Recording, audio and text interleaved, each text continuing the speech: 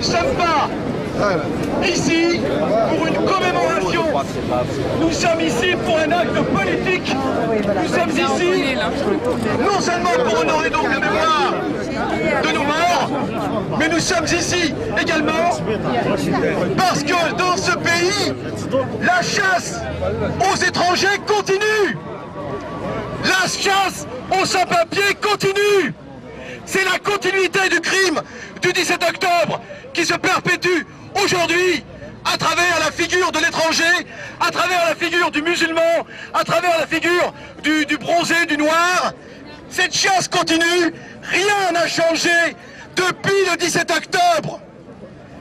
Le 17 octobre a été un massacre d'État, décidé, non pas comme on veut nous faire croire, par un certain papon dans son coin tout seul, mais ça a été un crime d'État décidé au plus haut lieu. Le général de Gaulle lui-même était au courant. Michel Debré, le Premier ministre, le ministre de l'Intérieur, tous les différents responsables des organes administratifs ont ce jour-là été mis à contribution. Il y a même eu la contribution du ministère de la Jeunesse et des Sports pour mettre les stades absolument, notamment Coubertin, à disposition pour y parquer 13 000 Algériens ensuite. La RATP également, qui a mis gracieusement les bus à la disposition des forces de police pour amener les gens dans les stades. Mais également l'administration judiciaire, le palais de justice là, où tous les juges qui étaient réquisitionnés ce jour-là pour effectivement les procédures administratives. C'est en ce sens que c'est un crime d'État. Et malheureusement, ce crime est allé jusqu'à requérir la participation également de civils, puisqu'il n'a pas eu lieu à 2 h du matin, il a eu lieu à 20 h, à un moment où les gens faisaient la queue pour les cinémas, à un moment où, par exemple, devant le Grand Rex, sur les grands boulevards, les gens désignaient aux policiers des lieux où des manifestants se cachaient, en disant il y en a un là, il y en a un là. Par exemple, boulevard de la Mission Marchand, à Courbevoie, où, selon les dépêches de l'époque, on retrouve comme ça, dans les petites brèves de la presse de l'époque, on apprend que les automobilistes sont descendus avec des crics de voiture pour aider les policiers à tuer du bougnoul. C'est un véritable crime d'État où toute la société, où malheureusement une grande partie de la société, mis à part un certain nombre de justes, où une grande partie de la société a collaboré. C'est ça qui fait la gravité du 17 octobre. Ça n'a pas été une petite bavure passagère. Et ce que nous voulons dire, il faut désigner les coupables. Cette plaque qui est ici, on nous dira, c'est déjà pas mal, c'est un premier pas. Non, cette plaque est faite pour enterrer le 17 octobre. Elle ne désigne pas les assassins. Elle dit, ont été tués. On ne sait pas par qui, on ne sait pas pourquoi. Nous voulons que cette plaque, la prochaine, dise, ont été tués par la police française, ont été tués sur ordre. S'ils ne le font pas, c'est parce qu'ils sont toujours d'accord avec ce meurtre. S'ils ne le font pas, c'est parce que ce meurtre, pour eux, n'en était pas un. C'était une opération d'épuration ethnique. J'aimerais ajouter également une chose. Ce meurtre n'a pas été fait dans le cadre d'une guerre. Ce que beaucoup oublient, c'est que ce jour du 17 octobre 61, eh bien, tout simplement, les 9 millions d'Algériens qui avaient vécu en Algérie ou en France étaient citoyens français depuis 1958. Eh oui, depuis 1958, ils étaient citoyens. Ça veut dire que c'est un État qui a massacré ses propres citoyens. Ils n'ont pas massacré des étrangers. On va nous dire que c'était la guerre. Pas du tout. Les Algériens qui étaient en France et qui ont été massacrés le 17 octobre étaient français de plein droit officiellement depuis 1958. C'est-à-dire que ce crime d'État revêt une gravité supplémentaire quand on sait que c'est un État qui a massacré ses propres citoyens. Le plus grand massacre depuis la Commune de Paris. La plus grande chasse à l'homme depuis des décennies. Et j'aimerais également encore ajouter une chose, c'est que ce massacre, on nous dit souvent, oui, il y a eu la Seconde Guerre, tout à fait d'accord. La Seconde Guerre, c'était une dictature, c'était Pétain. Ce massacre était un massacre démocratique. C'était la République, c'était pas la dictature, c'était la démocratie. Les gens pouvaient voter. C'est un massacre démocratique de la République française, et non pas de l'État français de Pétain, par exemple. C'est ce qui ajoute à la gravité. L'opposition politique à l'époque a été désespérément atone. Il y a eu très peu de réactions, très peu. Qu'on vienne pas nous dire maintenant que la gauche a pris ombrage de ce massacre. C'est pas vrai, je suis au regret de vous le dire. Reprenez la presse de l'époque. Il n'y a vraiment pas eu grand-chose. C'est tout ça qui nous interpelle. Si nous ne prenons pas la mesure du massacre du 17 octobre, nous sommes condamnés à le revivre un jour. Nous sommes condamnés à le revivre un jour. C'est un massacre colonial qui s'inscrit dans la continuité coloniale de ce pays. Et nous n'allons pas nous satisfaire de quelques petites plaques totalement évasives. Nous voulons la reconnaissance du crime du 17 octobre pour ce qu'il est, un massacre d'État fait avec la complicité de tout l'État, de bas en haut, et avec, je le dis, la complicité de la prétendue opposition politique de l'époque. C'est-à-dire la gauche également est impliquée par sa non-réaction et qui ne dit mot consent. Voilà le combat qui nous attend.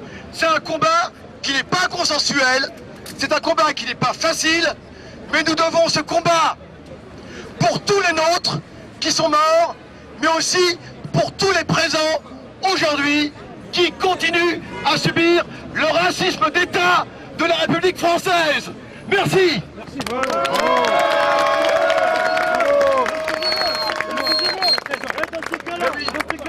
On veut une reconnaissance de tous les massacres qui ont commencé de 1830 à 1961. Bien sûr. Notre frère a raison. Il s'agit pour nous, le 17 octobre n'est pas qu'une affaire d'Algériens. Le 17 octobre n'est pas qu'une affaire d'Algériens. C'est une affaire, bien sûr, d'Algériens en premier lieu, mais pas uniquement. Tous ceux qui ont eu à subir les massacres coloniaux, et bien sûr, toute la guerre d'Algérie depuis 1830, mais également tous nos frères africains qui ont eu à subir ces massacres coloniaux, tous nos frères ici, en France, qui subissent également le racisme de l'État, sont solidaires de la lutte pour le 17 octobre. À un moment surtout où le racisme, notamment sous la forme islamophobe, prend une tournure extrêmement importante, et une tournure que d'ailleurs la gauche, et je vois certains fagnons de gauche qui sont là, dont cette gauche ne semble pas du tout prendre la mesure. Alors, j'avais vu cette J'avais 13 ans. oui, notre frère qui est ici nous montre cette coupure de journal avec un enfant qui est face aux policiers, je crois. Et tout en souvient, c'est lui. C'est notre frère qui est ici. Viens ici, s'il te plaît. Viens ici, s'il te plaît. Qu'on voit la ressemblance. Mais j'avais vu ça justement sur une vidéo. Et je suis très heureux de te rencontrer. Voilà. Il y avait des enfants également à cette manifestation. Mon père il était en prison. Je me suis retrouvé tout seul avec mes deux frères qui étaient du FLN, qui étaient tout le secteur du Seine-Saint-Denis. Et on nous a obligés à partir Papon, mais bon, Papon. Bon, il a fait du zèle, c'est vrai, c'est un monsieur qui a fait du mal. Mais un préfet, quand on lui dit de faire quelque chose, il le fait, le préfet. Il obéit aux ordres, c'est un fonctionnaire. Les ordres, moi pour moi, ça venait d'en haut. Bien sûr. Ça vient d'en haut. Tout à fait. Et mon frère, on l'a embarqué, on l'a matraqué à la sortie du métro Opéra. On l'a amené à Vincennes. L'autre, on l'a amené au Palais des Sports. Ils ont pris des coups. Et après, si je raconte, je ne sais même pas si je dois parler parce que je raconte. Si. Et ils l'ont pris en prison. Et il a dit à ma mère, par courrier, Malika, ma fille est malade, amène-la à l'hôpital. Ma mère, à l'époque, je ne sais pas si vous avez remarqué, les Algériens, ils étaient toujours propres. On regardait les photos, toujours en costume, les Algériens. Et ma mère qui a compris, la pauvre, qui a donné son âme, pourquoi Malika n'est pas malade? On avait des armes à Pantin, Saint-Gervais. Et ma mère a appelé, bon, je ne sais pas si je dois parler. Oui. Et après il avait de quoi faire sauter tout. Quand j'ai envie de... Bon. En fait, il est en train de nous dire qu'il y avait des armes et que Malika est malade était un mot de code, était une formule de code pour demander d'évacuer les armes qui étaient au domicile familial auprès de Saint-Gervais. Voilà, et après, mon frère, à l'indépendance, comme il était un groupe de choc ici en France, l'Algérie l'a appelé pour rétablir l'ordre à Alger. À Alger, je me rappelle bien, très bien. Il est mort, le pauvre, il est mort à la sortie de Ain Toumochent. Il est mort à la sortie de Ain Toumochent. Il devait partir à Nedroma. Le département de Tlemcen, on est de Tlemcen. C'est chez ma grand-mère, Nedroma. Et le pauvre, il est mort au mois d'avril, là, que Dieu soit là. Et voilà, qu'est-ce que je voulais dire? J'en étais où? Je me rappelle plus. C'est bon. Et... Laisse-le parler, vas-y. Et je sais plus, j'en étais où? Indépendance, l'Algérie l'a appelé. Il est parti directement avec le groupe de choc de la région parisienne, tous les FLN, pour rétablir l'ordre. Et c'est l'AS, quand les Français sont partis, il y avait en Algérie en 62, il y avait le cessez-le-feu, il y avait un peu, je ne savais plus comment l'Algérie dirigeait. Et ils ont amené ceux qui étaient en France, le groupe de France, pour rétablir l'ordre contre l'OAS. Oui, tout à fait. L'OAS, il y avait des pillages, il y avait des vols. Et mon frère qui était juste, le pauvre, il n'avait jamais fait de mal.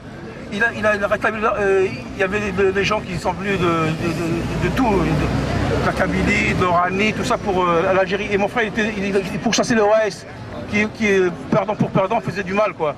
Et mon frère, le FLN, c'est des paris qui sont... C'est comme ça qu'il est tombé. Que Dieu ait son âme. Merci. Merci beaucoup pour ce témoignage. Ah oui, le livre de Jean-Luc Einaudi. Notre frère. Alors, il faut remercier Jean-Luc Einaudi. D'ailleurs, je l'ai vu tout à l'heure, il était dans la foule.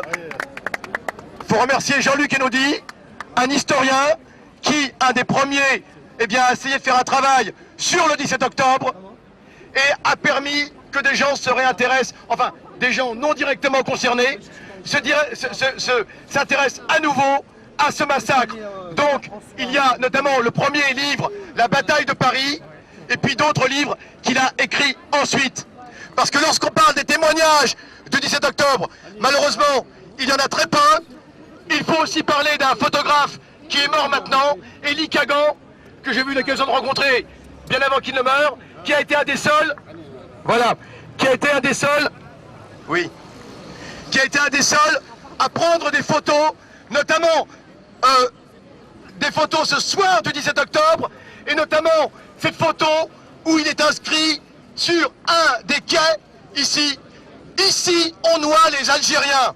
C'était bien sûr, c'était une inscription très célèbre et... Alexis Violet. C'est lui qui l'avait marqué. C'est Alexis Violet qui l'a faite et c'est Elie Kagan qui a fait la photo. C'est Alexis Violet, le regretté, qui est mort il y a 3 ans maintenant, je crois. Qui a fait le graffiti, absolument, Alexis Violet, qui était de Clichy, je crois, non? Et Elie Kagan qui a fait la photo. Ici, on noie les Algériens. Voilà, il faut rendre hommage également à ces gens, parce que l'histoire ne peut pas exister s'il n'y a pas de témoins. C'est la raison pour laquelle nous sommes aussi ici, pour témoigner de ce qu'ont fait nos aînés, et pour pouvoir continuer dignement leur combat. Merci.